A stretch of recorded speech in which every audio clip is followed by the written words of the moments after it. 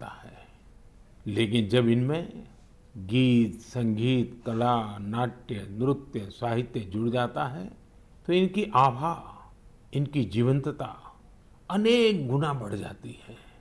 एक प्रकार से जीवन को सार्थक बनना है तो ये सब होना भी उतना ही जरूरी होता है। इसलिए ही कहा जाता है कि सभी विधाएं हमारे जीवन में एक कैटालिस्ट का काम करती है, हमारी ऊर्जा बढ़ाने का काम करती है। मानव मन के अंतर्मन को विकसित करने में, हमारे अंतर्मन की यात्रा का मार्ग बनाने में भी गीत, संगीत और विभिन्न कलाओं की बड़ी भूमिका होती है। और उनकी एक बड़ी ताकत ये होती है कि इन्हें न समय बांध सकता है, न सीमा बांध सकती है और न ही मत मतांतर बांध सकता है। अमृत महोत्सव में भी अपनी कला, संस्कृति, गीत, संगीत के रंग अवश्य भरने चाहिए। मुझे भी आपकी तरफ से अमृत महोत्सव और गीत संगीत कला की इस ताकत से जुड़े ढेरों सुझाव आ रहे हैं। ये सुझाव मेरे लिए बहुत मूल्यवान है। मैंने इन्हें संस्कृति मंत्रालय को अध्ययन के लिए भेजा था।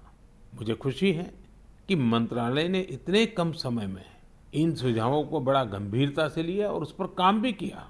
इन्हीं में से एक सुझाव है देशभक्ति के गीतों से जुड़ी प्रतियोगिता। आजादी की लड़ाई में अलग अलग भाषा, बोली में देशभक्ति के गीतों और भजनों ने पूरे देश को एकजुट किया था। अब अमृतकाल में हमारे युवा देशभक्ति के ऐसे ही गीत लिखकर इस आयोजन में और ऊर्जा भर सकते हैं। प्रधानमंत्री ने अपने मन की बात कार्यक्रम में छत्तीसगढ़ के देउर गांव का जिक्र करते हुए कहा कि यहां की स्व सहायता समूह की महिलाएं स्वच्छता अभियान में बेहतर कार्य करते हुए स्वच्छ भारत अभियान का हिस्सा बनी हुई हैं। आपको छत्तीसगढ़ के देउर गांव की महिलाओं के बारे में भी बताना चाहता हूँ। यहाँ की महिलाएं एक स्वयं सहायता समूह चलाती हैं और मिलजुल कर गांव के चौक, चौराहों, सड़कों और मंदिरों की सफाई करती हैं।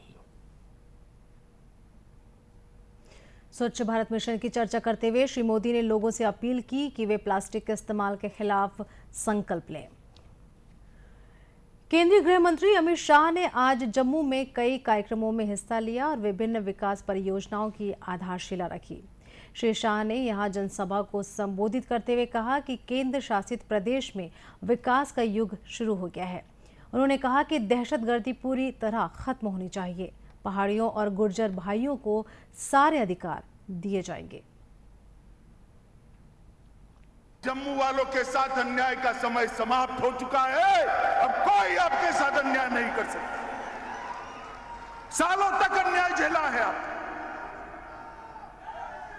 मगर कोई अब अन्याय नहीं कर सकता। विकास दोनों का साथ में होगा, कश्मीर का भी होगा, जम्मू का भी होगा। दोनों मिलकर भारत को आगे बढ़ाने के लिए एक साथ प्रयत्न करेंगे। श्री शाह ने कहा कि जम्मू कश्मीर में सफाई कर्मचारी एक्ट को लागू किया गया है। 7 मेडिकल कॉलेजों की स्थापना भी की जा चुकी है। इससे पहले श्री अमित शाह ने आईआईटी जम्मू के नए परिसर का उद्घाटन किया। गृह मंत्री ने भारतीय प्रौद्योगिकी संस्थान आईआईटी जम्मू में एक बहुभाषीय विषय अनुसंधान केंद्र के 2 भवनों का भी उद्घाटन किया। उन्होंने संस्थान के एक तीसरे भवन की आधारशिला भी रखी। इस अवसर पर उपराज्यपाल मनोज सिन्हा और केंद्रीय विज्ञान तथा प्रौद्योगिकी मंत्री डॉक्टर जितेंद्र सिंह उपस्थित थे। केंद्रीय गृह मंत्री ने जम्मू जिले में विकास परियोजनाओं का उद्घाटन करने के बाद केंद्र शासित प्रदेश से सांसदों, विधायकों और भारतीय जनता पार्टी के वरिष्ठ नेताओं के साथ बैठक भी की। केंद्र ने राज्यों और केंद्र शासित प्रदेशों से कहा है कि आगामी त्योहारों को ध्यान में रखते हुए कोरोना नियंत्रण प्रयासों में ढील न आने दें। केंद्रीय स्वास्थ्य सचिव राजीव भूषण ने राज्यों को लिखे अपने पत्र में कहा है कि त्योहार सुरक्षित तरीके से मनाने के लिए कोविड दिशा निर्देशों का सख्ती से पालन किया जाना चाहिए। संक्रमित इलाकों और 5% से अधिक कोरोना संक्रमण वाले जिलों में लोगों को अधिक संख्या में एकत्र होने की अनुमति नहीं दी जानी चाहिए। उन्होंने कहा है कि राज्य सरकारों को इस संबंध में समय रहते आवश्यक निर्देश जारी करने चाहिए। जिन मामलों में अधिक लोगों के इकट्ठा होने की अनुमति पहले ही दी जा चुकी है, उन पर नजर बनाए रखनी चाहिए और किसी भी प्रकार के उल्लंघन पर दंडात्मक कार्रवाई की जानी चाहिए। केंद्र ने कहा है कि सार्वजनिक स्थानों पर लोगों के बीच सुरक्षित दूरी का पालन सुनिश्चित किया जाए। कोरोना प्रबंधन के लिए संक्रमण का पता लगाने, इलाज करने, टीके लगाने और बचाव के अन्य उपाय करने की आवश्यकता है। इस बीच रायपुर में कोविड रोधी टीकाकरण में देश में बने 100 करोड़ के कीर्तिमान के लिए प्रधानमंत्री को धन्यवाद देने भारतीय जनता युवा मोर्चा ने मानव श्रृंखला बनाई। भारतीय जनता युवा मोर्चा के कार्यकर्ताओं ने मानव श्रृंखला को 100 के अंक के रूप में निरूपित करके आभार माना। इस मौके पर सांसद सुनील सोनी ने कहा कि काफी राजनीतिक विरोध के बाद भी लोगों ने टीके को लेकर विश्वास जताया और इसी का परिणाम है कि यह कीर्तिमान बन सका। जो फ्रंट वॉरियर हैं, जिन्होंने वैक्सीनेशन में काम किया है और 100 करोड़ से अधिक वैक्सीन इस देश में लग चुकी है, उसके लिए प्रधानमंत्री मोदी जी को धन्यवाद देने का कार्यक्रम रखा। और आज हम इस बात के लिए भी गौरवान्वित हैं कि देश के अंदर राजनीतिक क्षेत्र में भी अगर देखें तो विपरीत परिस्थितियां थी।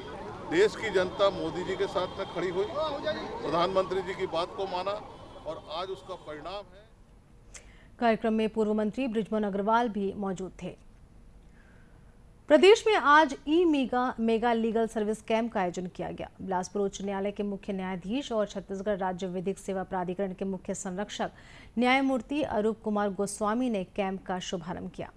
इस कैंप का आयोजन आज़ादी का अमृत महोत्सव के तहत अखिल भारतीय जागरूकता और आउटरीच अभियान के अंतर्गत किया गया।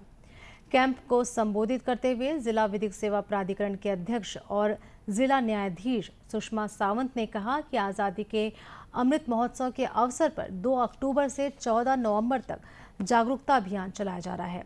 इस मेगा कैंप का आयोजन का मुख्य उद्देश्य शासन की योजनाओं का लाभ समाज के अंतिम पंक्ति के व्यक्ति तक पहुंचाना है। कैंप में शासन द्वारा संचालित योजनाओं की जानकारी दी जा रही है, जिससे लोग इसका लाभ उठा सकें। उन्होंने इस मौके पर नालसा की विभिन्न योजनाओं की जानकारी दी। जिला सेवा विधिक प्राधिकरण बिलासपुर से प्राप्त जानकारी के अनुसार कैंप में जिले के विभिन्न विभागों के 1295 हितग्राहियों को लाभ पहुंचाया गया। वहीं गौरेला, पेंड्रा, मरवाही जिले में भी 106 हितग्राहियों को लाभान्वित किया गया। इस प्रकार कुल लगभग 41,59,638 रुपए की राशि एवं सामग्री का वितरण किया गया। प्रधानमंत्री नरेंद्र मोदी के स्वच्छ भारत अभियान से प्रेरित होकर जहां विभिन्न सामाजिक संगठनों और आमजनों ने अपनी सहभागिता दिखाई है, वहीं स्व सहायता समूह की महिलाएं भी इस काम में पीछे नहीं हैं। वे भी अपने गांव और शहर के गली मोहल्लों को स्वच्छ रखने में अपनी भूमिका निभा रही हैं। ऐसी ही महिलाओं का समूह छत्तीसगढ़ के दुर्ग जिले के ग्राम देउरझाल में भी है। ये महिलाएं भी अपने गांव की सड़कों, गली मोहल्लों और चौक चौराहों की सफाई करते हुए देखी जा सकती हैं। ये महिलाएं गांव में नियमित तौर पर अपने अपने घरों से हाथों में झाड़ू और कूड़ादान लेकर निकलती हैं और अपने गांव की साफ सफाई में लग जाती हैं। इन महिलाओं का मानना है कि स्वच्छता लोगों के स्वास्थ्य को बेहतर रखने के लिए बेहद जरूरी है। महिलाओं का कहना है कि बीते 7 साल से गांव और आसपास को साफ रखने में अपना योगदान दे रही हैं।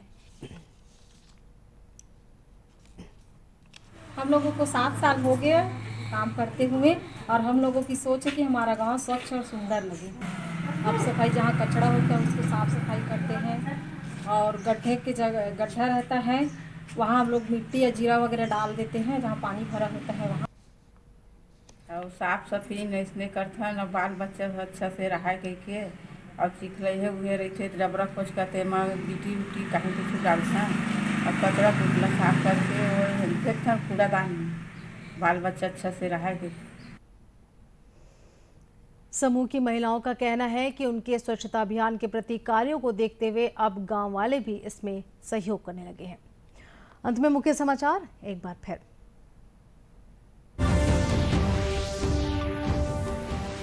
प्रधानमंत्री ने टीकाकरण के कीर्तिमान को बताया भारत का सामर्थ्य। मन की बात में छत्तीसगढ़ के देउर गांव में स्वच्छता अभियान की सराहना की।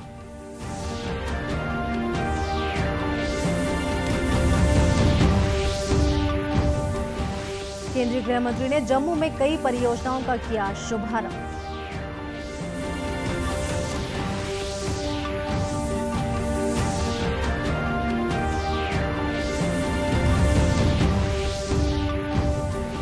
स्वास्थ्य मंत्रालय ने त्योहारों के लिए जारी किया प्रोटोकॉल, कोविड नियमों का पालन करने के दिए निर्देश।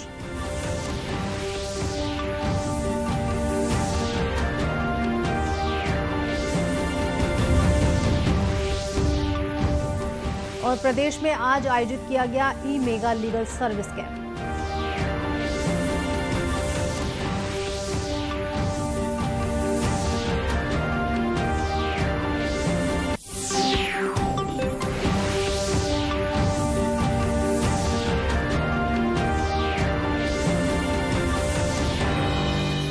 इसी के साथ यह समाचार बुलेटिन यहीं समाप्त हुआ। नमस्कार।